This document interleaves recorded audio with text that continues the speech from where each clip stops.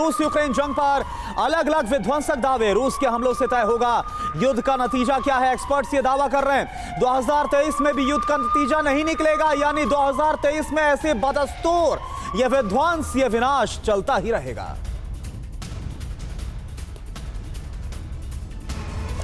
तो देखिए, बड़ी भविष्यवाणियों का जिक्र हो रहा है। युद्ध को लेकर क्या 5 बड़ी भविष्यवाणियां की गई हैं, उस पर आज हम खास तौर पर नजर डालने वाले हैं। क्योंकि देखिए, 24 फरवरी को पिछले साल जब इस युद्ध की शुरुआत हुई थी, तब पहले ये आसार लगाए गए कि एक हफ्ते में, कुछ हफ्तों में ये युद्ध खत्म हो जाएगा। फिर कुछ महीनों का आकलन लगाया गया और अब दूसरे साल में यानी 2022 से 2023 में ये जंग प्रवेश कर चुकी है।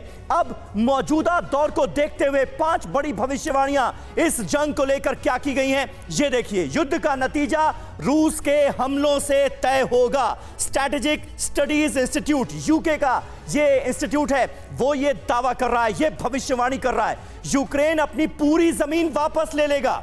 एंड्रे की तरफ से ये दावा किया गया है। इसके अलावा बैरबरा, जो कि ब्रिटिश एक्सपर्ट हैं, उनकी तरफ से दावा किया गया है कि 2023 में भी युद्ध का कोई नतीजा नहीं निकलेगा, यानी इस साल भी युद्ध चलता रहेगा, बेनतीजा रहेगा इसका हासिल। रूस की हार के अलावा दूसरा कोई नतीजा होगा नहीं, बेन हॉज ये कह रहे हैं। ये पूर्व अमेरिकी कमांडर हैं, उनकी तरफ से भविष्यवाणी की गई है। डेविड जेंटलमैन, जो कि इजरायली एक्सपर्ट हैं, वो कहते हैं कि इसी तरह से हमले जारी रहेंगे, अभी नतीजे की कहीं कोई उम्मीद है नहीं। आप अंदाजा लगाइए, ये इस वक्त की स्थिति है। हमारे साथ तमाम खास मेहमानों का एक बड़ा पैनल जुड़ा हुआ है, उनसे आपका तारुफ करा दें। मेजर जनरल राजन कोचर साहब हमारे साथ इस वक्त मौजूद हैं। नेवी कमांडर राजीव सरदाना साहब हमारे साथ मौजूद हैं। डॉक्टर सुमित कुमार हमारे साथ मौजूद हैं, फॉरेन एक्सपर्ट हैं। सबसे पहले मैं सरदाना साहब आपसे जानना चाहूंगा, ये जो भविष्यवाणियां हैं, इन्हें आप किस तरह से देख रहे हैं? आप याद कीजिए, पिछले साल कुछ लोगों ने यह भविष्यवाणी की थी कि यह जंग खत्म होने वाली नहीं, कम से कम 3 साल तक चलेगी। उधर जंग जाती हुई नजर आ रही है क्या? देखिए, जब तक रूस के जो इरादे हैं, जो उन्होंने ग्राउंड पर किए हैं, जो उन्होंने ऑपरेशन चलाया है और चला रहे हैं, जब तक उनके वो पूरे नहीं हो जाते, रूस रुकने वाला नहीं है।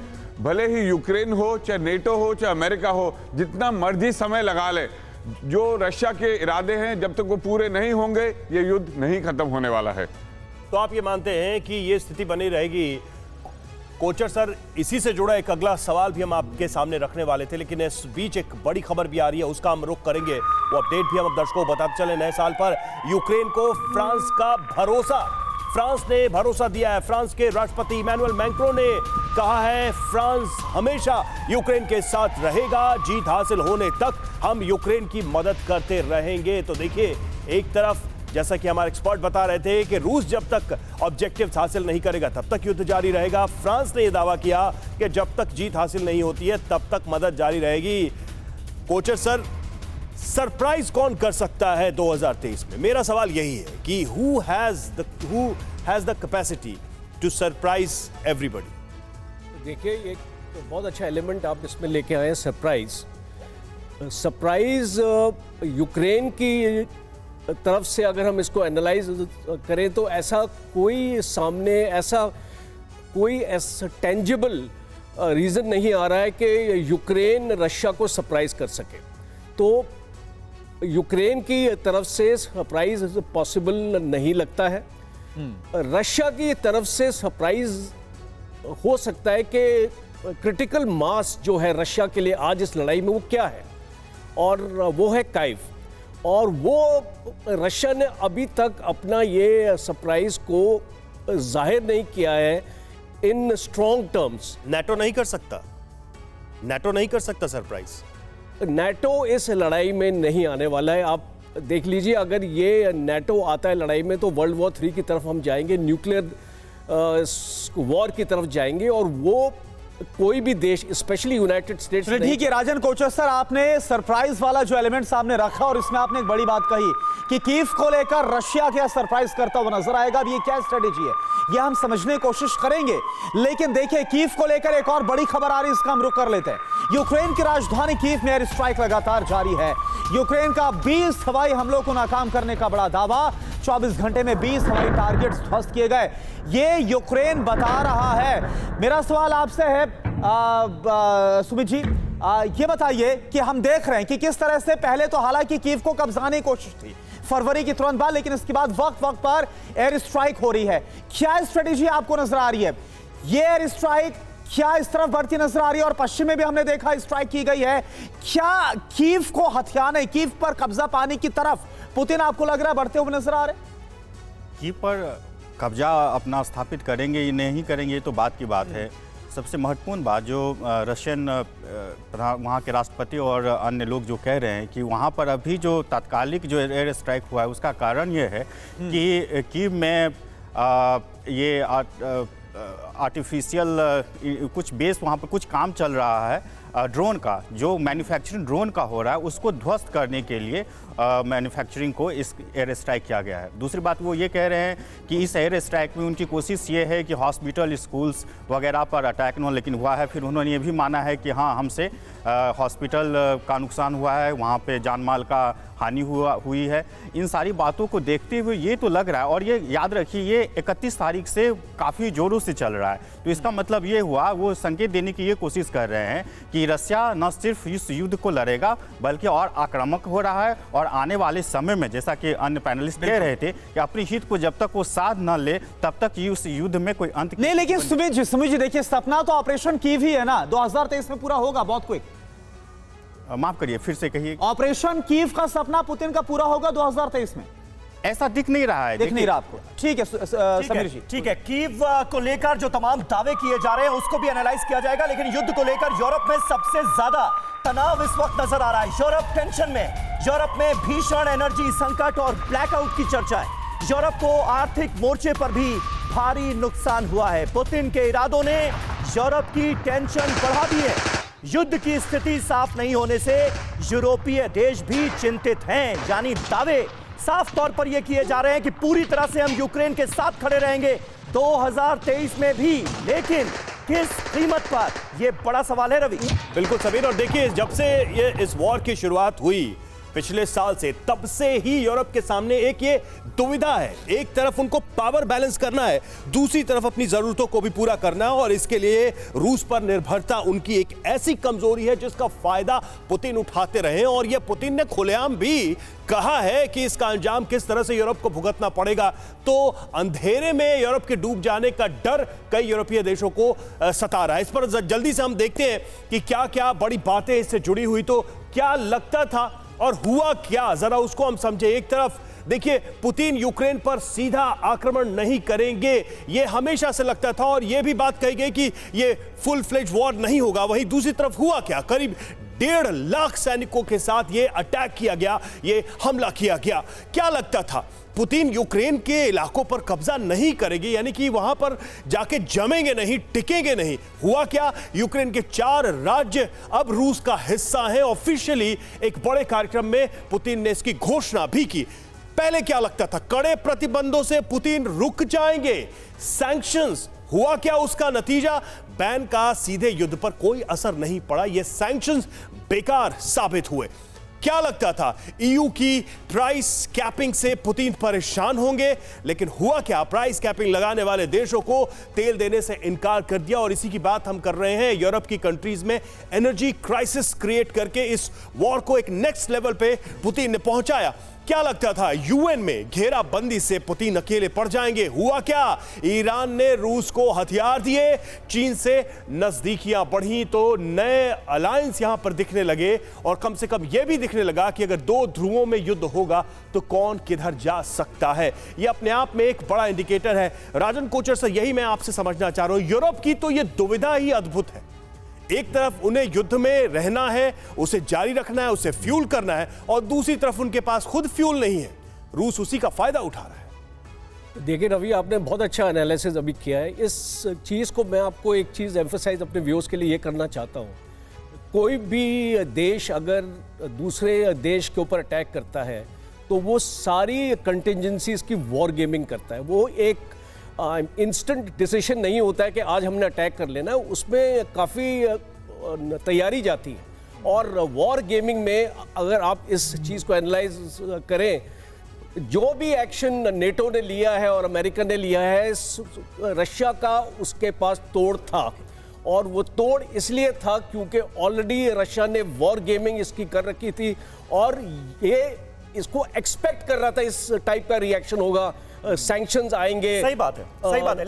लेकिन कोचर साहब, सुमित, मैं आपसे भी जानना चाहूंगा 2022 का सबसे बड़ा डेवलपमेंट इस युद्ध के मद्देनजर ये रहा, जिसका जिक्र अभी थोड़ी देर पहले रवि ने किया, कि 4 प्रांतों को उन्होंने घोषित कर दिया ये रूस का हिस्सा है। लेकिन आज की स्थिति में जिस तरह का युद्ध चल रहा है और जिस तरह के हमले इस इलाके में भी हो रहे हैं, आपको लगता है कि इसका कोई मतलब रह गया है? सही बात है। जब 4 राज्यों को रूस अपने में मिला लिया तो ऐसा लोग कहने लगे, दुनिया भर के एक्सपर्ट कहने लगे अब तो ये अंतिम जो युद्ध है वो अंतिम पड़ाव पे है, अब रशिया की स्थिति बड़ी मजबूत है, युद्ध खत्म हो गया। ऐसा कुछ हुआ नहीं। आप बिल्कुल सही कह रहे हैं। हुआ यूं कि यूक्रेन आक्रामक हुआ उस 4 राज्यों में जिसका बड़े हर तरीके से उन्होंने जय जयगान करने का कोशिश किया कि यूक्रेन पे कब्जे के बारे में। अब वहाँ स्थिति गंभीर है और नाटो और अमेरिका, कायदे से ये होना चाहिए था कि उन 4 राज्यों में अब अगर हमला हो रहा है तो वो डायरेक्ट रूस पर हमला माना जाए, लेकिन ऐसा तो नजर नहीं आया। उन्होंने कहा भी कि अगर इस 4 राज्यों में और किसी भी राज्य इस 4 में से किसी पर हमला होता है तो वो, लेकिन सुमित जी इस हकीकत को भी नजरअंदाज नहीं कर सकते, जिस खरसान पर भी उन्होंने कब्जा किया वहां से खुद भी अपने कदम भी पीछे खींचे हैं। यानी ये लगातार स्ट्रेटेजी भी जो पुतिन की तरफ सामने आ रही है ये भी बहुत कंफ्यूज करने वाली, कोई प्रेडिक्ट भी नहीं कर पा रहा है। बैटलफील्ड से रूसी 37th ब्रिगेड का जबरदस्त एक्शन अब हम आपको दिखाने जा रहे हैं। रूसी आर्टिलरी का यूक्रेनी फोर्स पर भीषण हमला, एक साथ कई मल्टी रॉकेट सिस्टम का इस्तेमाल किया गया है। हमले में यूक्रेनी फोर्स को बड़े नुकसान की आशंका है। ये देखिए तस्वीरें, दिल दहल जाता है इन तस्वीरों को देखकर, किस तरह से एक के बाद एक ताबड़तोड़ मिसाइलों से किया जा रहा है अटैक।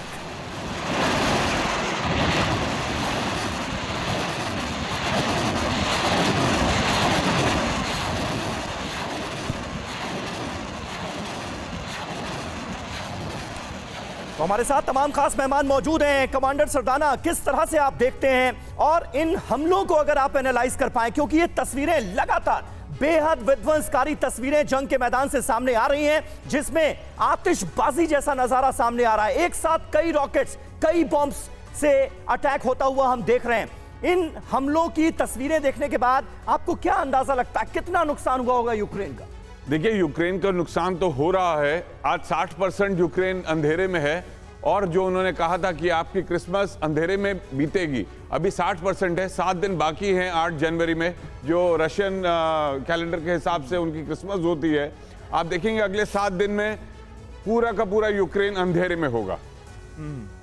लेकिन सर आपने एक फैक्ट उठाया था कि जब तक रूस अपने मकसद को हासिल नहीं करता तब तक ये सब रुकेगा नहीं। कोचर सर, अब मैं एकदम से फंडामेंटल क्वेश्चन पे आता हूं। रूस का मकसद है क्या? किसी भी वॉर का एक मकसद होता है। आपको यूक्रेन का एरिया चाहिए, आपको कीव पे कब्जा करना था, आपको यूक्रेन को डिमिलिटराइज करना था, या फिर जेलेंस्की को हटाना था, यूरोप को रोकना था, करना क्या था? कुछ हो भी रहा है क्या? देखिए, बिल्कुल मुझे उल्टा क्यों नजर आ रहा है? नहीं, उल्टा नहीं है। ये एक सीक्वेंशियल फॉर्म में जा रहा है। लड़ाई में सेटबैक्स होते हैं।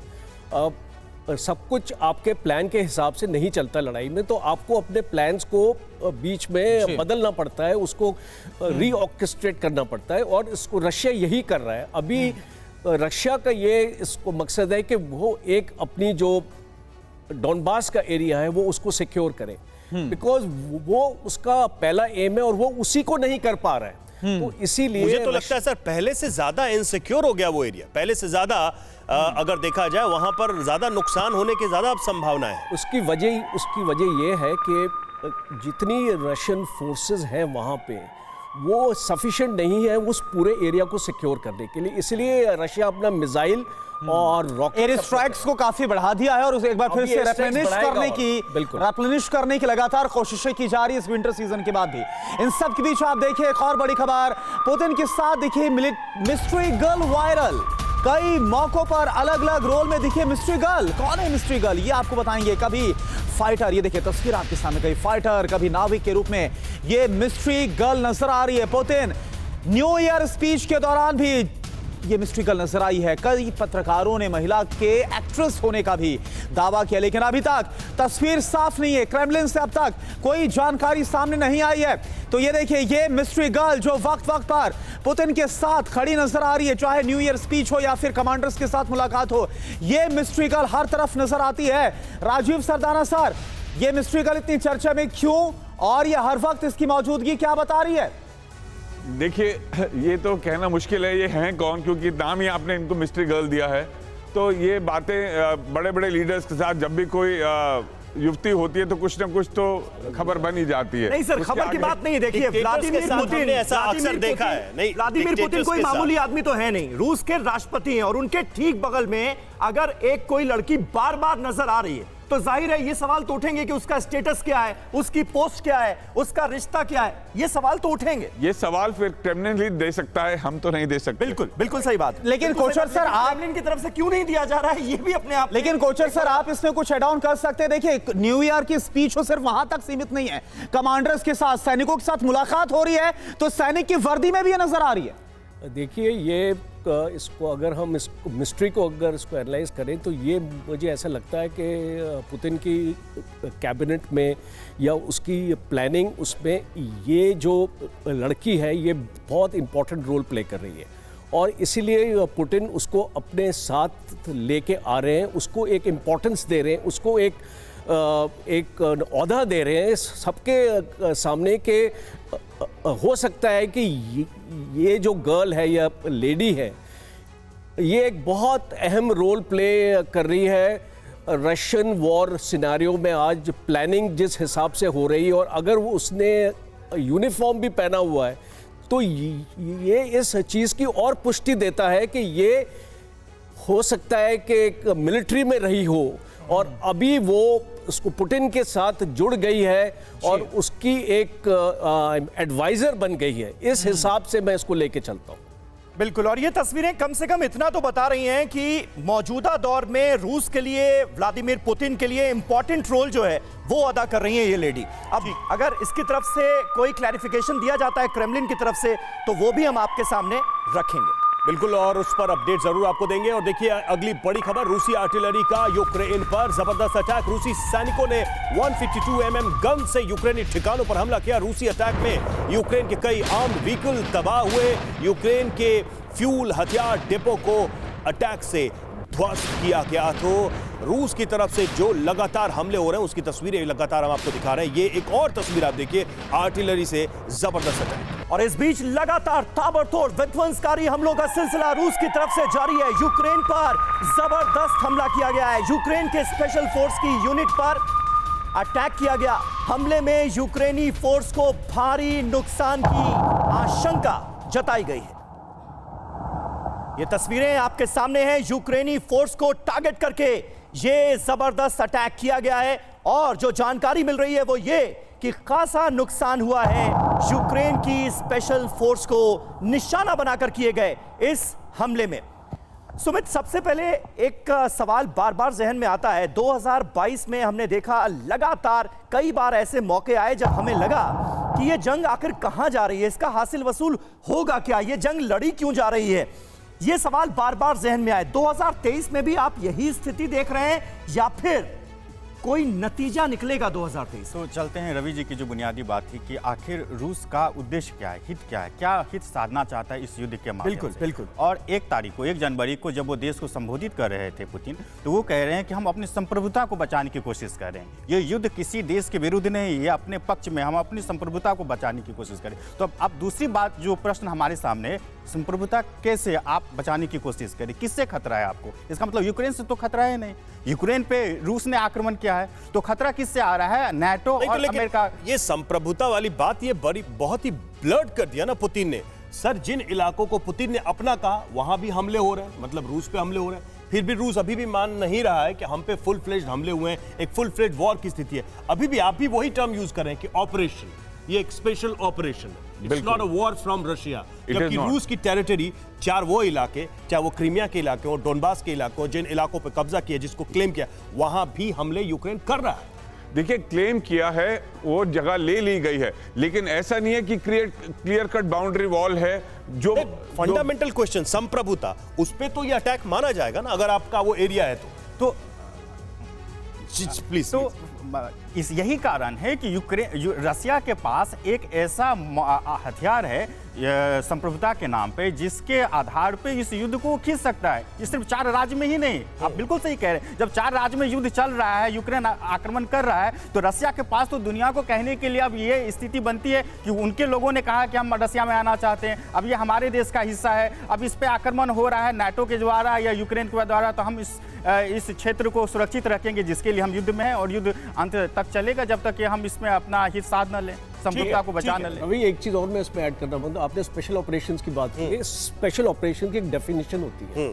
Special operations, special word by itself एक लिमिटेड ड्यूरेशन का ऑपरेशन माना जाता है। वो एक ऐसा लंबा ऑपरेशन नहीं। शुरुआत में लेकिन यही कहा गया कि एक लिमिटेड टाइम उसके बाद ये स्पेशल ऑपरेशन नहीं है। पार्शियल मोबिलाइजेशन का वर्ड भी सामने आया ना, कि पार्शियल मोबिलाइजेशन की स्थिति जो है वो अब आ गई है, उसका ऐलान किया गया। और वो स्पेशल ऑपरेशन में पार्शियल मोबिलाइजेशन नहीं होगा। नेचर में अब ये क्या है, अपने नेचर में अब क्या है, इसके नेचर में क्या है, ये वॉर है, आप मान रहे हैं? ये बिल्कुल वॉर है। इसमें एब्सोल्युटली अगर ये स्पेशल ऑपरेशन का नाम दे रहे हैं तो वो एक उसकी इंटेंसिटी को लो करने की कोशिश कर रहे हैं, पर ये वॉर है यूक्रेन के ऊपर और हमको इसको मानना चाहिए। इसमें कहीं किसी को कोई शक नहीं होना चाहिए कि ये वॉर है।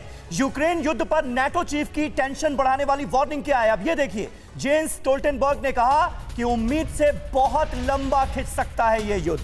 पुतिन की लंबे युद्ध की तैयारी है, ये नाटो चीफ का बहुत बड़ा बयान। आप कह सकते हैं साल 2023 का अब तक का सबसे बड़ा बयान। पुतिन की लंबे युद्ध को खींचने की है कोशिश, और ये युद्ध अभी और लंबा खींच सकता है, ये नाटो चीफ का आकलन है। तो देखिए अब बड़ा सवाल यही है कि देखिए शुरुआत में जब 24 फरवरी को इस साल इस स्पेशल ऑपरेशन सो कॉल्ड इसे नाम दिया गया, हालांकि हम देख रहे हैं ये फुल फ्लेज युद्ध है ना। यह तब कहा गया कि कुछ घंटे चलेगा, फिर कहा गया कुछ दिन चलेगा, फिर कहा गया कुछ महीने चल सकता है, लेकिन अब नाटो चीफ ये बोल रहे हैं कि बहुत लंबा ये खिंच सकता है। आखिर बोलना क्या चाहते हैं जेन्स स्टोल्टनबर्ग, ये हम आपको बता रहे पॉइंटर्स के जरिए। महीनों के युद्ध के बाद भी पुतिन ने प्लान अभी तक बदला नहीं। अगली बड़ी बात क्या बोल रहे हैं, रूस ने नए सैनिक भेजे और सैनिकों की ट्रेनिंग भी लगातार चल रही है, यानी बैकअप को तैयार किया जा रहा है। यूक्रेन को बचाना है तो हमें लंबे वक्त तक लड़ना होगा, यानी कि नाटो की तरफ से भी तैयारी, क्योंकि खुद चीफ नाटो चीफ ये बोल रहे हैं। अब इतना तो साफ है कि पुतिन आगे भी इस युद्ध के लिए तैयार है और अपनी बैकअप फोर्स को तैयार कर रहे हैं। हथियारों को, एम्युनिशन को लगातार तैयार किया जा रहा है। हमें जीत मिलने तक एक स्वतंत्र देश का साथ देना होगा। नाटो चीफ जेन्स स्टोल्टनबर्ग का ये बड़ा बयान। हम रूस को बताएंगे कि उन्हें रुकना ही होगा, यानी रूस को हम सिखाएंगे। साथ ही बड़ी बात क्या सामने आ रही है, रूस यूक्रेन में नए हमले भी किए जा सकते हैं, तो ये बड़ी बात सामने आ रही है। हमारे साथ राजन कोचर सर हैं। राजन कोचर सर, ये मुझे समझाइए, रूस अगर ये बोल रहा है कि यूक्रेन जब तक हार नहीं मानेगा तब तक हमला होगा, नाटो चीफ ये बोल रहे हैं कि रूस को सबक सिखाना ही होगा, और रूस लगातार बैकअप प्लान भी तैयार करके चल रहा है, तो अंत कहां देख रहे हैं फिर आप इसका? देखिए करना, ये आप मान के चलिए, ये यूक्रेन की लड़ाई नहीं है, ये एक प्रॉक्सी वॉर है। यूक्रेन को प्रॉक्सी बनाया गया है नेटो ने और यूनाइटेड स्टेट्स ने, और जब तक यूनाइटेड स्टेट्स और नेटो चाहेंगे ये लड़ाई चलती रहेगी। इसमें यूक्रेन का आप देखेंगे कि वो अपने आप पे लड़ाई नहीं रोक सकता है, और क्योंकि ये लंबी हो चुकी है लड़ाई, इसकी वजह वेस्टर्न और यूनाइटेड स्टेट्स की वजह से है। और जब तक उनकी लेकिन सुमित जी एक सवाल इससे जुड़ा आपसे, ये दुनिया भी नुकसान झेल रही है, और अगर बहुत लंबा खिंच गया तो दुनिया को कितना नुकसान झेलना पड़ेगा इस युद्ध का? दुनिया नुकसान झेल रही है। हम देख रहे हैं कि फूड क्राइसिस है, हर देश की अर्थव्यवस्था पे इसका नकारात्मक प्रभाव पड़ रहा है। यूरोपियन यूनियन में इसको देखा जा सकता है। एनर्जी की क्या क्राइसिस है यूरोपियन कंट्रीज में, हम देख रहे हैं। और ट्रेड बैलेंस भी तो बिगड़ रहा है हर तरीके से। भूखमरी की अफ्रीकन कॉन्टिनेंट में देख लीजिए, भूखमरी की स्थिति इससे और प्रभावित होगी। ये तो हमारे लिए विषय है।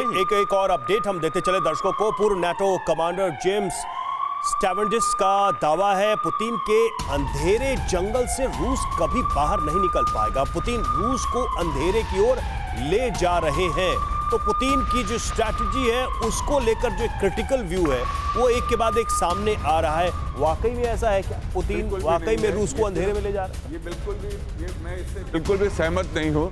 ये सिर्फ बयानबाजी है।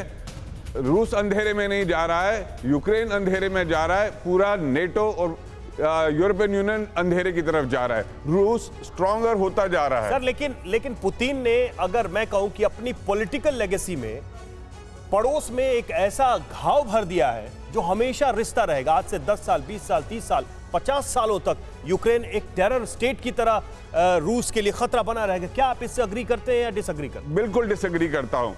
रशिया की जनता पुतिन के साथ है, तभी उनको सपोर्ट है, और ये उन्होंने अपने बचाव के लिए, क्योंकि मिलिटराइज किए जा रहा था, नेटो अंदर घुस रहा था यूक्रेन तक, इसीलिए ये सारी की सारी डिस्टर्ब स्टेट पड़ोस में क्या एक अच्छी पॉलिटिकल लेगेसी थी पुतिन की? नहीं, इसको दोनों परिप्रेक्ष्य में देखिए। ये रूस के लिए भी ठीक नहीं है और यूक्रेन के लिए भी ठीक नहीं है। आखिर जब जेलेंस्की वहां पर 2019 में आते हैं राष्ट्रपति बनके, तो उनके सामने विषय ये नहीं होना चाहिए था कि हम नाटो के साथ चले जाएं। बिल्कुल सुमित जी, और ये हमने देखा कि चाहे नाटो से दूर रखना हो, जब नाटो में अप्लाई करना चाहते थे जेलेंस्की या फिर डिनाज़िफाई करना, वो अपने बस मकसद को पूरा करना चाहते हैं। आगे पीछे क्या होगा ऐसा साफ लग रहा है कि अभी वो नहीं देख रहे इतना आगे कॉन्सिक्वेंस। नए साल में कीव पर रूस के लगातार हमले जारी हैं। शनिवार दोपहर 20 रूसी क्रूज मिसाइलों में 12 मार गिराई गई, ये यूक्रेनी कमांडर्स दावा कर रहे हैं। साल 2023 के पहले ही दिन कीव का एयर डिफेंस सिस्टम रूस ने दरअसल टेस्ट किया है। रूसी हमले में कीव के 2 जिलों को नुकसान पहुंचा है, तो रूस लगातार ये परीक्षण करने की कोशिश भी कर रहा है, ये टेस्ट करने की कोशिश भी कर रहा है कि यूक्रेन के एयर डिफेंस सिस्टम किस तरह से काम कर रहे हैं। कोचर साहब, ये अपने आप में बहुत इंपॉर्टेंट डेवलपमेंट है, और माना यह जा रहा है कि कई तरह के खास एयर डिफेंस सिस्टम से यूक्रेन की सेना को लैस किया गया है, इसलिए की जा रही है उसकी टेस्टिंग। देखिए, अगर आप इसको एनालाइज करें तो एक पैट्रियट की खाली बैटरी है यूक्रेन के पास, और उस बैटरी में 8 से 9 मिसाइल लॉन्चर्स होते हैं। वो केपेबल नहीं है इतने, अगर ड्रोन्स अटैक्स आएंगे, स्वॉर्म अटैक बोलते हैं जिसको हम जी 100-150 की तादाद में जब आपके ड्रोन अटैक उसको करेंगे तो ये मिसाइल्स उनको रोक नहीं पाएंगी। और एक मिसाइल का कॉस्ट है अप टू $5 मिलियन। तो अगर एक मिसाइल अगर लॉन्च होती है एक ड्रोन के लिए, तो वो कॉस्ट इफेक्टिव नहीं है ये जो सोल्यूशन। तो इसीलिए आप देखेंगे यानी कुल मिलाकर ड्रोन हमलों को रोकने का कोई ऐसा सिस्टम फिलहाल यूक्रेन के पास है नहीं, ऐसा कोई डिफेंस सिस्टम नहीं। राजन सर, ये भी तो हमने देखा है कि यूक्रेन की जो सेना है उसने उसको इनोवेट बहुत अच्छा किया। छोटे हथियारों का इस्तेमाल उन्होंने रूस को बड़े नुकसान पहुंचाने में बहुत ही अच्छा किया, अगर देखा जाए। बेसिकली वो जो उनके पास हिमार जो सिस्टम आया था, वो जो शोल्डर फायर्ड सिस्टम था, और वो एक इसको मोबिलिटी वाला सिस्टम था कि एक हाइट से दूसरी हाइट में ले जाते थे, इसलिए उसको डिटेक्ट करना मुश्किल था। और रशियन टैंक्स मैक्सिमम डिस्ट्रॉय हुए इस ठीक। और देखिए, ज़ेलेंस्की का पुतिन पर बड़ा हमला, बड़ा बयान, रूस को बर्बाद कर रहे हैं पुतिन, ये कहा ज़ेलेंस्की ने। अपने जिंदा रहने तक सत्ता चाहते हैं पुतिन, ये ज़ेलेंस्की का बयान है। ये रूस की नहीं, पुतिन की व्यक्तिगत लड़ाई है। तो ये बयान है ज़ेलेंस्की का, और साफ तौर पे कह रहे हैं कि दरअसल ये जंग रूस की नहीं पुतिन की है जो लड़ी जा रही है।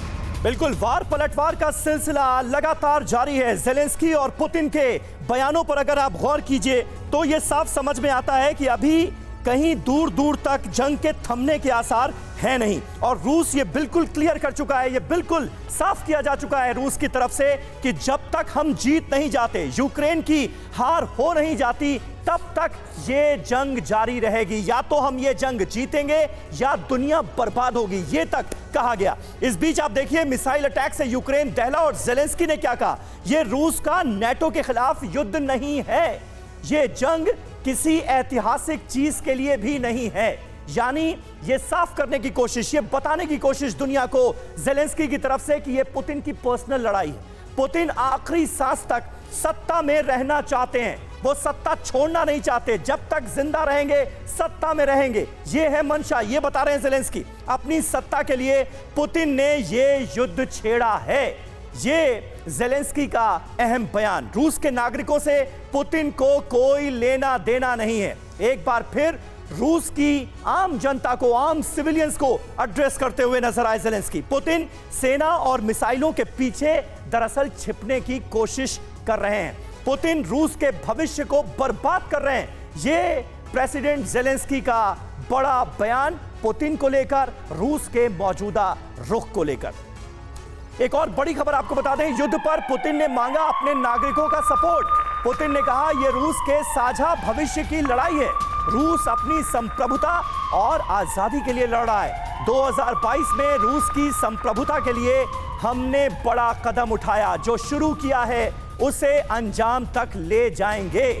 वार पलटवार, जिसका जिक्र मैंने पहले किया, जेलेंस्की की तरफ से जो बातें कही जा रही हैं, पुतिन पर जो निजी हमले बोले जा रहे हैं, उसका पुतिन यहां पर जवाब देते हुए सीधे तौर पर नजर आ रहे हैं। और वो फिर बता रहे हैं अपनी जनता को, आम सिविलियंस को, कि रुकेंगे नहीं रुकेंगे पुतिन। यूक्रेन के बुरे दिन, बीते साल में हमारे लिए कई चीजें क्लियर हो गई, ये साफ तौर पर बताया है पुतिन ने। कितने जाबाज हैं और कितने कायर, ये भी साफ हो गया। अपनी मातृभूमि की रक्षा करना हमारा पवित्र धर्म है, हमारी सबसे बड़ी जिम्मेदारी है, यह पुतिन बताने की कोशिश कर रहे हैं। यानी नागरिकों में, सैनिकों में जोश भरने की कोशिश। शांतिपूर्ण समाधान की बातें पश्चिम का सिर्फ और सिर्फ प्रोपेगेंडा है। यानी वो साफ तौर पर यह बता रहे हैं कि वेस्टर्न कंट्रीज इस हालत के लिए जिम्मेदार हैं। अब हमने अपनी असली आजादी की नींव रख दी है, ये कहते हुए बड़ी लकीर खींचने की कोशिश की गई है व्लादिमीर पुतिन की तरफ से। इस वार पलटवार को आप कैसे एनालाइज करेंगे कोचर साहब, और इससे संकेत क्या मिल रहे हैं 2023 के लिए? देखिए, अगर कोई भी देश लड़ाई पर जाता है तो वो एक पॉलिटिकल डिसीजन होती है जी, और उस पॉलिटिकल डिसीजन में वो अपनी सॉवरेनिटी को प्रोटेक्शन करने के लिए भी इस लड़ाई पे जाता है, और अपने पद को और ऊपर ले जाने के लिए भी लड़ाई पे जाता है। ये शामिल रहता है इस डिसीजन में। इसको डिफरेंट कंपार्टमेंट्स में नहीं दे सकते। तो जेलेंस्की जो एक्चुअली बोल रहे हैं उसमें काफ़ी कुछ सच है, बिकॉज एक सिंगल पॉइंट पर डिसीजन नहीं लिया जाता है। इसीलिए बार बार आपने देखा होगा पुतिन अपने देश के पास जाते हैं। नहीं सर, लेकिन पुतिन जो बात ये कह रहे हैं कि मातृभूमि को बचाने की ये कोशिश की जा रही है, हमारी जिम्मेदारी है अपनी मातृभूमि को बचाना, ये कितना कन्विंसिंग लगता है? क्योंकि हमले तो यूक्रेन पर हो रहे हैं, यूक्रेन के सामने अपने अस्तित्व को बचाने की जंग जो है वो साफ तौर पर नजर आ रही है। रूस के सामने क्या है? ये बहुत कन्विंसिंग आर्गुमेंट है, क्योंकि अगर आप देख रहे थे पिछले 2 साल में यूक्रेन में क्या हो रहा था। यूनाइटेड स्टेट्स अपना बायोलॉजिकल, अपने जो टेस्टिंग वहाँ पे कर रहा था, बायोलॉजिकल अपने सेंटर्स बना रहा था, अपना मिलिट्री बेस बनाने की कोशिश कर रहा था। और जो नहीं, लेकिन सर वो लॉजिक तो हम शुरू से सुन रहे हैं यूनाइटेड स्टेट को लेकर, नेटो को लेकर, लेकिन सुमित जी कहीं ऐसा तो नहीं है कि पुतिन कहीं ना कहीं under current, under the carpet ये भांप रहे हैं कि रूस की जनता भी इस युद्ध से परेशान है? तो सर एक इमोशनल कनेक्ट फिर से जोड़ते हैं ताकि हम 2023 में इस लड़ाई को खींच सकें। निश्चित रूप से इसमें कोई दो राय नहीं। जब एक युद्ध तकरीबन साल भर चले तो देश की जनता, उस देश के लोगों का समर्थन जरूरी है। और पुतिन ये जो कुछ कर रहे हैं, विश्वास स्थापित करने के लिए, एक अपने से जनता के बीच एक संबंध स्थापित करने के लिए, और ये जरूरी भी है, ये कोई भी देश का राष्ट्राध्यक्ष हो वो करता है। और सुमित जी, हमने देखा अभी जब युद्ध की शुरुआत हुई और उसके बाद जब थोड़ा वक्त बीता तो कैसे वहां पर प्रोटेस्ट हो रहे थे इसके खिलाफ भी, कई गिरफ्तारियां भी हुई थी। अब वही बात है कि कहीं ना कहीं पुतिन खुद को सही साबित करने की लगातार कोशिश कर रहे हैं। इन सब के बीच देखिए एक और बड़ी खबर है, यूक्रेन वॉर जोन से मेलिटोपोल में विध्वंसक जंग लगातार जारी है। रूसी ठिकानों पर यूक्रेन का मिसाइल से बड़ा अटैक, विस्फोटक हमले में रूस को भारी नुकसान हुआ है। तो ये देखिए यूक्रेन अब लगातार किस तरह से रूस को भी दहलाने की कोशिश कर। राजीव सरदारा सर, मैं आपसे यह जानना चाहूंगा कि रूस की तरफ से तो पूरी ताकत लगा दी गई है, लेकिन यूक्रेन अगर आज 10 महीने के बाद, अब तो 2023 आ गया, 11 महीने होने वाले इस युद्ध में, तो क्या लग रहा है कि नेटो जो लड़ाई लड़ रहा है यूक्रेन के कंधे पर, ये वो तस्वीरें हैं जो हम दिखा रहे हैं, चाहे वो मेलिटोपोल हो या फिर उसके पहले मारियोपोल हो या फिर खैरसोन में भी पीछे ढकेलने की जो कोशिश हुई है? देखिए, थोड़े पलटवार तो पड़ेंगे ही, क्योंकि पूरा नेटो आज कहते हैं यूक्रेन के साथ जुड़ा हुआ है, लेकिन मुझे नहीं लगता कि रशिया इससे कुछ घबराने वाला है। और आप कह रहे हैं कि रशिया ने पूरा अपना जोर लगा दिया है। रशिया ने अपना जोर नहीं लगाया है, ना उसकी एयरफोर्स आई है, ना उनकी नेवी आई है, ना उनकी सबमरीन्स आई है। वो एक विश्व ताकत है। नहीं, तो राजीव सरदारा सर, ऐसा क्यों कहना लग रहा है? क्या लग रहा है आपको? अगर जोर नहीं लगाया, युद्ध लंबा खींच रहा है, रूस को भी तो उसका खामियाजा उठाना पड़ रहा है, तो ये क्या स्ट्रेटेजी बता रहा है पुतिन की? मैं वही तो कह रहा हूं कि रशिया पूरे जोर नहीं लगा रहा है। रशिया पूरा जोर लगाए तो कल विश्व युद्ध होता है। तो सर, लेकिन इसलिए सिर्फ एक राजन लैंड कोचर बेस्ड सर- ऑपरेशन चल रहा है। सर कह रहे हैं कि पूरा जोर नहीं लगा रहा है, लेकिन फिर भी मैं कह रहा हूं कि एक सुपर पावर होने के नाते अगर आप एक लंबे युद्ध में फंसे हुए हैं, मतलब एज अ मिलिट्री स्ट्रैटेजिस्ट आप वो कौन सा बड़ा फ्लॉ देखते हैं जिसे पुतिन ने कर दिया अनजाने में, देखिए एज जो नहीं होना चाहिए था? एज अ मिलिट्री स्ट्रेटेजी अगर आप यूक्रेन का साइज देखें, second largest country in Europe, और अगर जो रशिया के पास अगर वो अपना पूरा जोर भी लगा दे वो यूक्रेन को कैप्चर नहीं कर सकता है, बिकॉज रशिया के पास 10 से 11 लाख सोल्जर्स हैं और वो एक इतनी बड़ी कंट्री को ऑक्यूपेशन आर्मी उसको बना नहीं सकते हैं, और इसीलिए रशिया ने अपना लिमिटेड जो अपनी स्ट्रेंथ है यूक्रेन में भेजी, बिकॉज रशिया भी जानता है कि वो यूक्रेन को कैप्चर नहीं कर सकता। तो क्या ये पुतिन की स्ट्रेटजी फ्लॉलेस है या कोई फ्लॉ आप देख पाए अभी तक? बड़ा कोई मेजर फ्लॉ? अभी तक इसकी मुझे ऐसा लगता है एज पर प्लान चल रही है। टाइमलाइंस इसकी जरूर अपसेट हुई है, बिकॉज रशिया ने एंटिसिपेट नहीं किया था कि ऐसी हेल्प यूक्रेन को मिलेगी। बिल्कुल, दो तरह की बातें लगातार पुतिन के रुख को लेकर कही जा रही हैं। एक तरफ उन्हें हताश बताया जा रहा है, एक ऐसा नेता, एक ऐसा राष्ट्राध्यक्ष जो चाहकर भी जंग जीत नहीं पा रहा है, और दूसरी तरफ यह कहा जा रहा है कि इसके पीछे उनकी कोई स्ट्रैटेजी है।